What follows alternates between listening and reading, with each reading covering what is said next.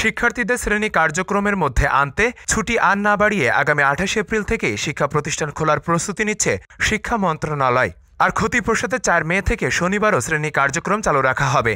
শিক্ষা মন্ত্রণালয়ের সূত্র বলছে, দেশের বিদ্যমান তাপমাত্রা সর্বোচ্চ নয়, আর সব অঞ্চলে তাপমাত্রা সমান নয় বিধায় গ্রামের শিক্ষার্থী ও অভিভাবকরা স্কুল বন্ধ চান না। ছুটির পক্ষে শুধু শহরের অভিভাবক ও শিক্ষার্থীরা। ঈদুল ফিতর এবং নববর্ষের ছুটির শেষে ২১ এপ্রিল শিক্ষা প্রতিষ্ঠান খোলার কথা ছিল।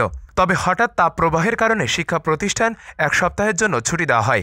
শিক্ষা মন্ত্রণালয়ের কর্মকর্তারা বলছেন, বর্তমান তাপমাত্রা বাংলাদেশের সর্বোচ্চ তাপমাত্রা নয়। তাছাড়া দেশের সব অঞ্চলে তাপমাত্রা সমান নয়। এ কারণে আগামী ২৮ এপ্রিল থেকে শিক্ষা প্রতিষ্ঠান খুলে দেওয়ার জন্য সব রকমের প্রস্তুতি নেওয়া হচ্ছে। এদিকে তাপদাহের কারণে বন্ধ থাকা শিক্ষা প্রতিষ্ঠান ছুটি আর বাড়বে কিনা তা আগামী শুক্র শনিবারের মধ্যে জানিয়ে দেওয়ার কথা বলেছেন শিক্ষা প্রতিমন্ত্রী শামসুন নাহার। বৃহস্পতিবার সচিবালয়ে সাংবাদিকদের সঙ্গে আলাপকালে প্রতিমন্ত্রী বলেন, তাপমাত্রার কথা বলা যায় না। তাপমাত্রা নিয়মিত আপডাউন করছে। আমাদের ২ দিন শুক্রবার ও শনিবার বন্ধ আছে। আমরা একটু দেখে পরে আমাদের সিদ্ধান্ত দিব।